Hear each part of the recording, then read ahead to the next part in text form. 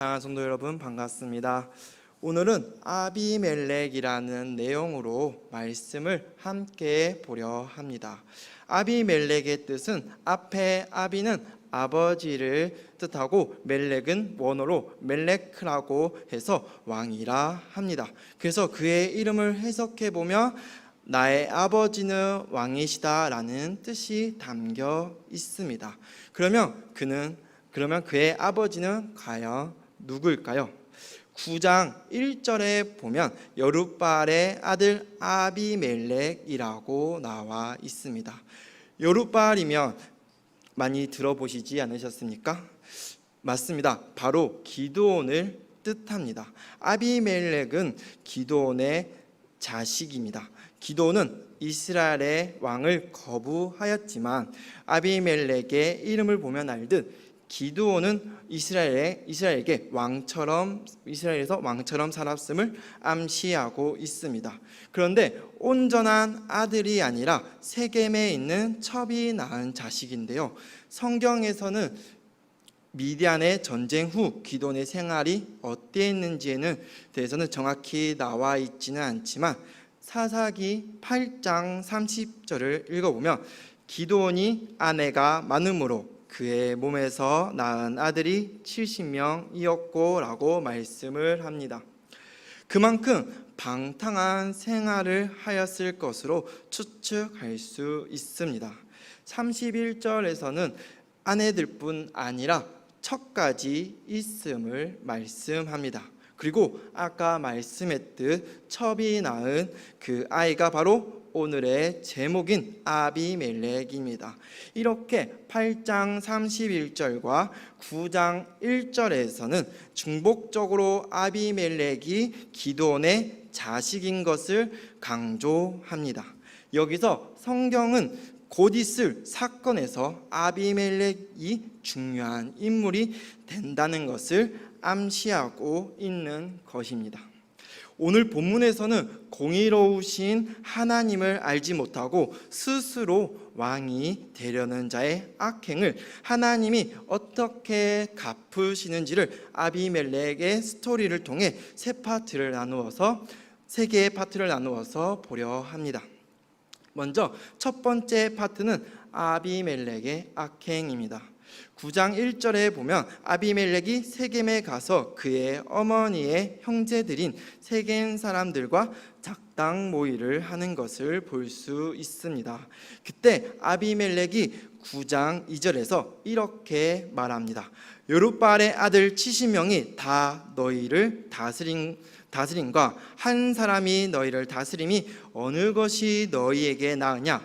또 나는 너희와 골육임을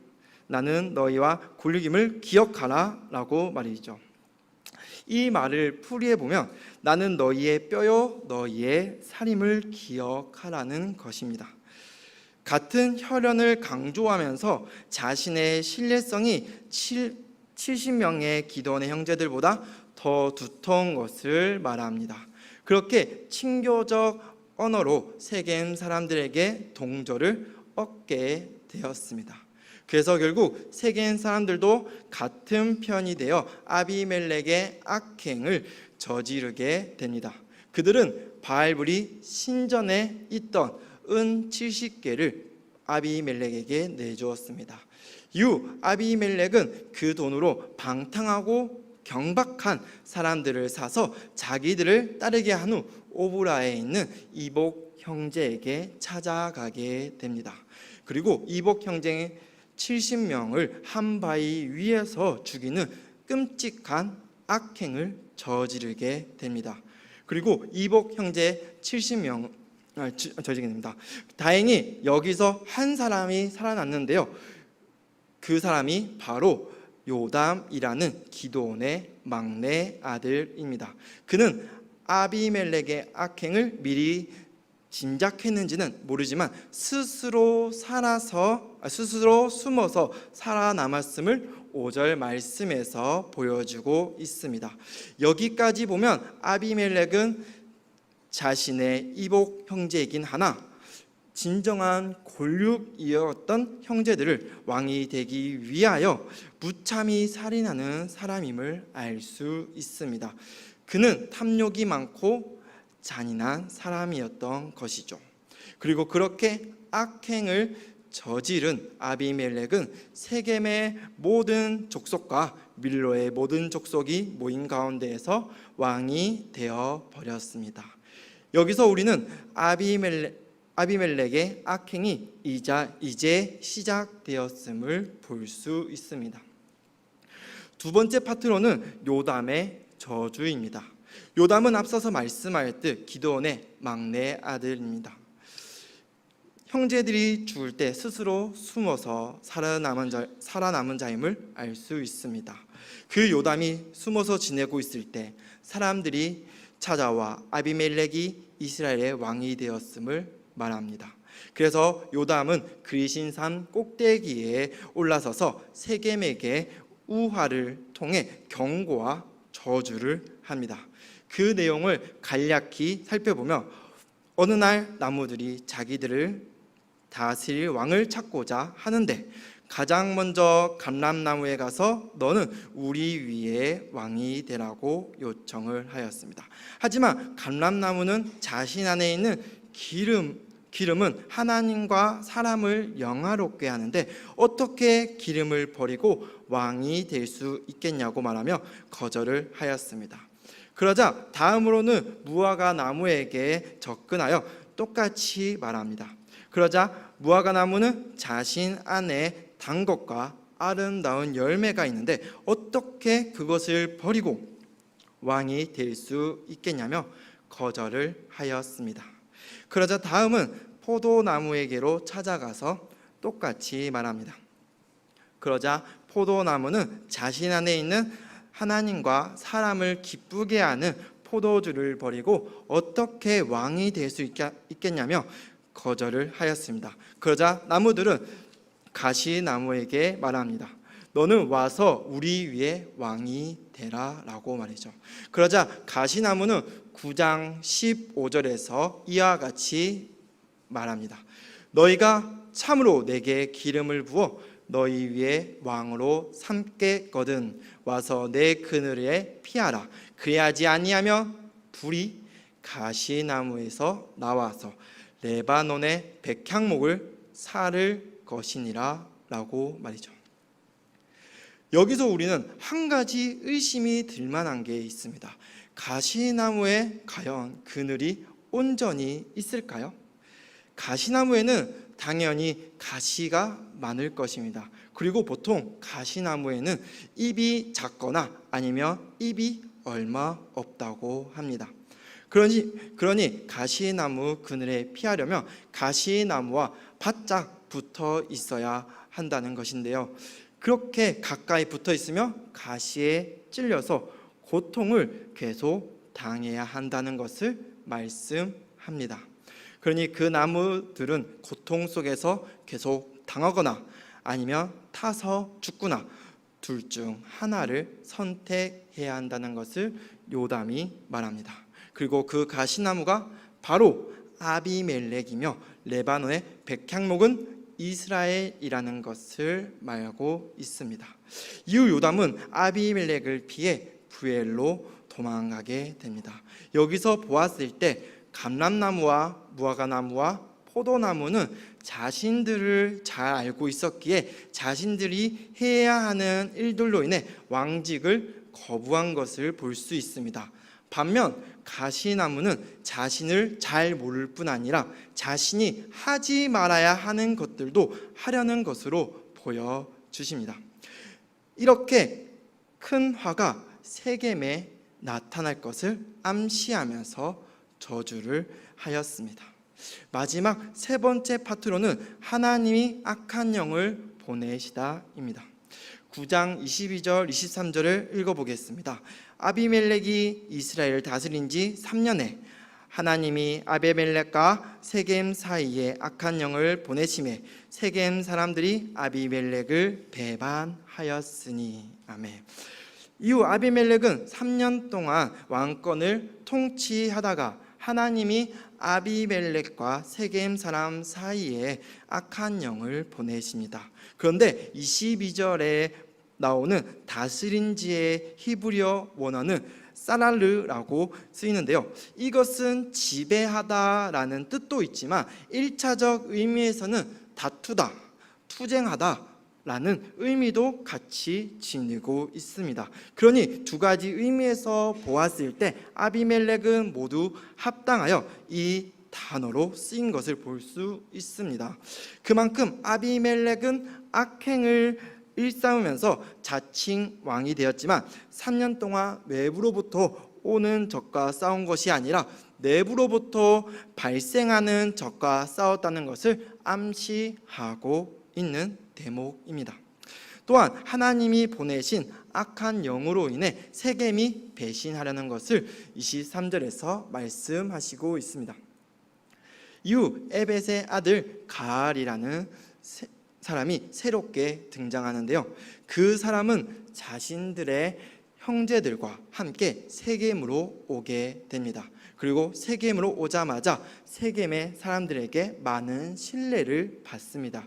그곳에 있는 신당에 가서 포도주를 마시면서 아비멜렉을 저주를 합니다. 간이 배 밖으로 나온 것이죠. 아무리 세겜에 있는 사람들이 아비멜렉을 배반하려고 할지라도 말을 잘못했다간 죽을 수도 있는 가운데 이렇게 아비멜렉을 저주하고 욕하는 것은 자살 행위일 수도 있습니다. 역시나 이 저주하는 이야기를 당시 아비멜렉의 신복이고 세겜을 담당하던 수불이라는 사람이 듣게 됩니다. 그리고 아비멜렉에게 조용히 사자를 보냅니다.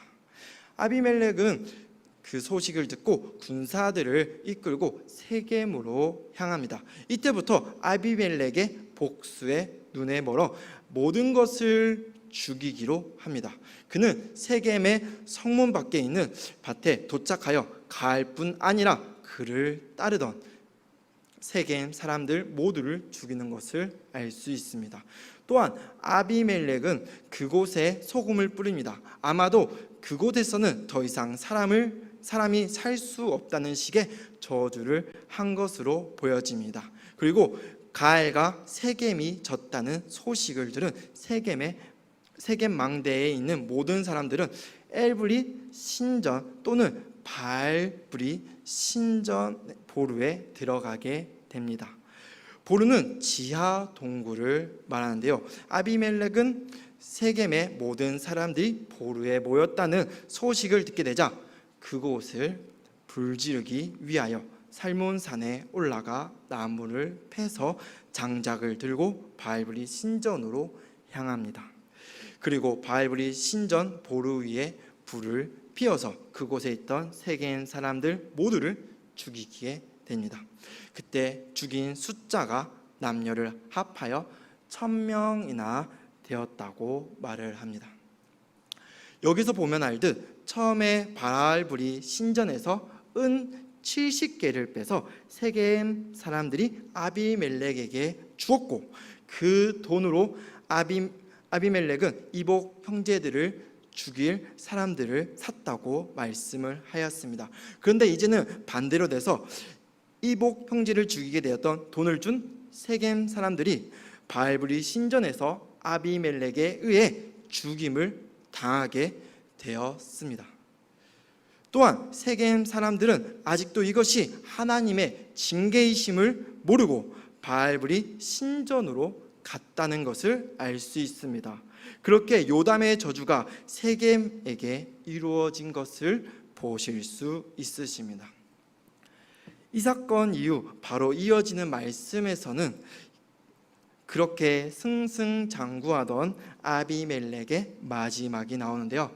말씀과 같이 바로 이어지는 전쟁인지는 알 수 없지만 세겜에서 20km 정도 떨어진 데베스라는 성읍에서 전쟁을 하는 것을 알 수 있습니다.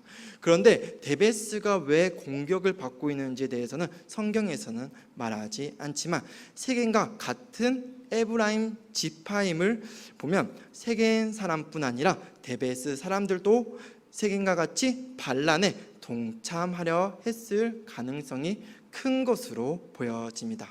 근데 여기서도 에브리 신전 볼에 불을 지른 것과 같이 데베스에 있는 견고한 망대에서도 불을 지르려고 아비멜렉은 불을 들고 다가갑니다. 그때 이름도 나오지 않은 한 무명의 여인이 맷돌 윗짝을 던져 아비멜렉 머리에 맞춥니다. 그렇게 그의 머리가 깨지게 됩니다. 여기서 아이러니한 전개가 나오는 것을 볼 수 있습니다. 공의로우신 하나님이 아비멜렉이 바위 위에서 죽였던 70명의 이복 형제들과 반대로 그는 바위 아래에서 돌에 맞음으로 죽임을 당하는 것을 보여주십니다. 그러므로 아비멜렉이 행한 악행을 하나님이 갚으셨음을 말씀하십니다. 아비멜렉은 자신의 죽음이 여자에게 죽었다는 불명예를 피하기 위해 급히 무기를 든 청년을 부르게 됩니다.